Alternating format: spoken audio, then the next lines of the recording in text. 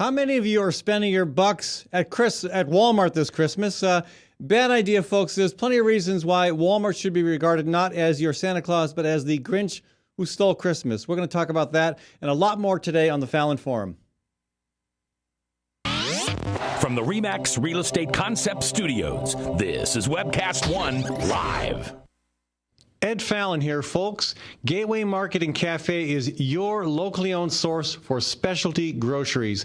Enjoy chef-crafted, prepared foods, artisan baked goods, organic produce, specialty cheeses, and hand-selected wines and craft beer.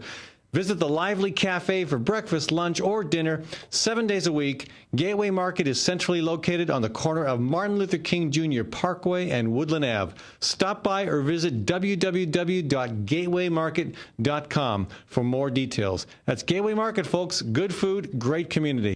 Hello, Mid-American Energy. I'm very concerned that you want to bill me an extra $5,000 to build a nuclear reactor. Do you know we're in the middle of a recession? Oh, we were hoping you wouldn't hear about that until after the legislature had taken action. Why not let your shareholders pick up the tab? Oh, way too risky for our shareholders.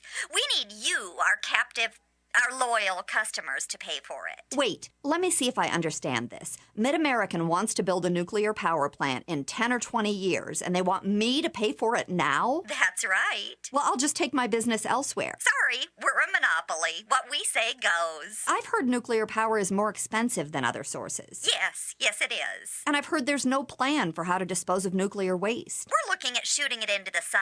Well, I'm not going to sit back and let you make bad decisions with my money. We're betting you will. Stop Mid-American's power grab. Call your legislators today. 281-3371. 281-3371. Paid for by Physicians for Social Responsibility. Located in the heart of Beaverdale, Tally's offers speedy and affordable rooftop lunch, catering for events both large and small, innovative cuisine, as well as vegetarian and gluten-free menus. Come to Tally's for live music, dry-aged steaks, Sunday brunch, and all-you-can-eat ribs every Monday night. Tally's Restaurant, Bar, and Catering at 2712 Beaver Avenue. Call 279-2067. That's 279-2067. From the RE/MAX Real Estate Concept Studios, this is Webcast One Live.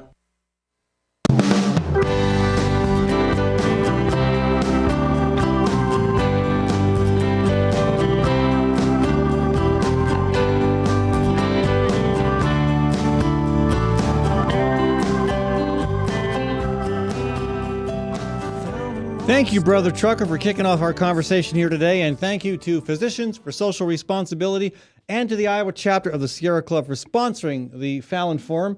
And I want to thank Gateway Market for being the sponsor of this segment of our show. We've got a lot of ground to cover today. It's just me, folks. I'm open to all sorts of calls on all sorts of issues. So if you'd like to dial in and be a part of the conversation, it's 244-0077, 244-0077.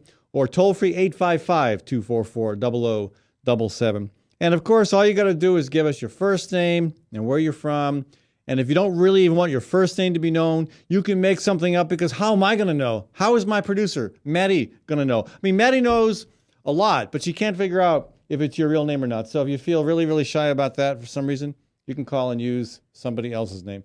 But where to start? Well, it's Christmas, of course, and I've spent some time with the only newspaper in central Iowa that we have to choose from, the Des Moines Register.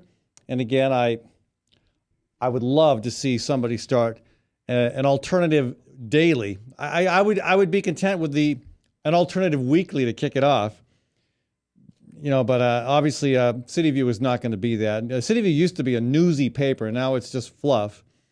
So we got the Register to work with here, and there is a lot in there that's worth talking about, including a column by Robert Reich. Robert Reich, of course, is the formerly U.S. Secretary of Labor under Bill Clinton, and I've had him on this program before, and I have a lot of respect for him. I think his analysis and his continued engagement is appreciated.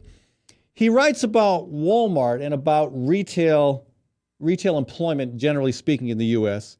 He points out that 50 years ago, you know, America's largest private sector employer was General Motors, and full-time workers at GM earned about, roughly $50 an hour once you consider, inflation and whatnot. And that includes the benefits. And the pension benefits and the healthcare issues, the healthcare plan that came with that. So $50 an hour sounds like a lot, but again, when you start thinking about it in terms of our dollars and in terms of the full compensation, it's not. It's good wages. Don't get me wrong, but it makes sense because an industry as profitable as General Motors, why should they not be sharing some of that wealth, a lot of that wealth, with the workers, with the people who make it possible? No doubt, the folks at the top of GM's pyramid got wealthy. But again, the problem is today, as Reich points out, today's largest employer in the U.S. is Walmart. Walmart's not paying $50 an hour or anywhere near it. Average sales, I love the word associate. Another word for that is wage slave, by the way. Well, Walmart's sales associates earn $8.81 an hour.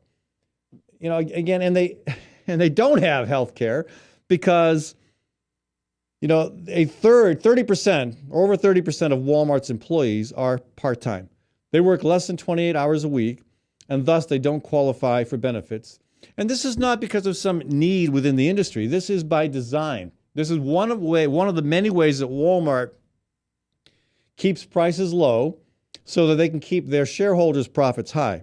Again, 50 years ago, under GM, that money would have gone, a lot more of that money would have went back to the workers, to the people responsible for the success of the company. And it's hard to know, unless somebody can bring them back from the dead or at least have a conversation with them. I wonder what Sam Walton would say today. Again, the Walmart started as a family business. It's just distressing to see where it has come. Okay, one reason, Reich says, for the decline in living wages over the last 50 years is because of the shift in the percentage of employees who are unionized, who are members of a labor union. The decline of labor unions in the U.S. is seismic. It's gone from about a third of private sector employees in the 1950s to fewer than 7% today. Well, that's a huge shift. And of course, Walmart has done everything it can to fight against unionization. It's even been known to close departments or even shift entire stores in order to avoid any unionization. Now, to make it clear, the concentration of wealth within the Walton family, the wealth of the Walton family, as Reich points out, now exceeds the wealth of the bottom 40% of American families combined. Let me say that again. The wealth of the Walton family, the owners of Walmart, exceeds the wealth of the entire bottom 40% of the U.S. citizenry combined. How is that not anything but obscene? How is that not a recipe for disaster?